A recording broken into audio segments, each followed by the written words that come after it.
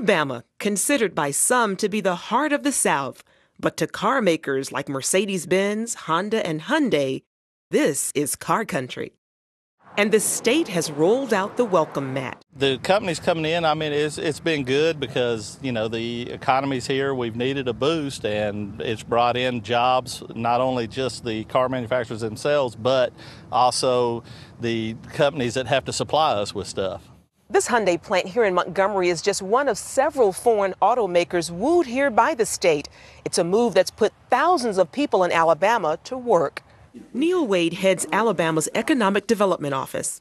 About 130,000 Alabamians employed in the automotive industry. Most of those are in suppliers or in people supporting automotive industry. So the ripple effect, when you bring a Mercedes in and they're going to hire 2,000 direct workers, you can use a multiplier of 5 or 6 to 1 with the number of other jobs that are going to be created. While Chrysler and General Motors wait for billions in government bailout loans, these plants are moving forward. Why the big difference? Unions or lack of them. The assembly plants are not union, but we're a right-to-work state. And what that means is that the workforce in a plant makes the decision whether they would be union or they would not be union. And that's something that we celebrate. It's the workforce that makes the decision, not that a company comes in and forces or says we're going to be union or not. That means lower wage and benefit costs, which add up to big savings for these companies. For example, Hyundai's workers, including all benefits, make almost $28 an hour, less than half the typical GM union worker. That's because GM must cover the needs of its retirees to the tune of more than $37,000 per active worker per year. GM has 360,000 retirees. In America, Hyundai has 0. I think the big three really can learn from the automakers in the Southeast.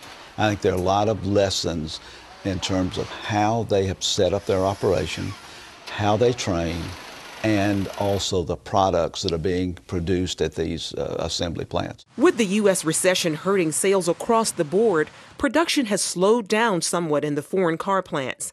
But for the most part, money in the bank and good credit ratings are helping them ride out the storm.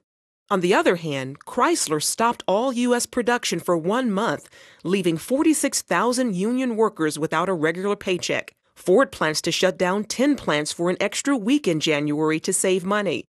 And GM is stopping construction of an engine plant in Michigan. The Big Three's leaders say these moves combined with government help and massive restructuring will make a difference. But Montgomery Mayor Bobby Bright, who helped to bring Hyundai to his city, says any bailout is a big mistake. Bailout is rewarding, in my opinion, poor management, decades of poor management. Residents in Montgomery gave us their take on why foreign automakers aren't asking for a government bailout. I would assume that it would be because they're not in the financial condition that those other companies are. I believe that to be a good thing. However, many in the foreign auto industry here want to see the competition succeed.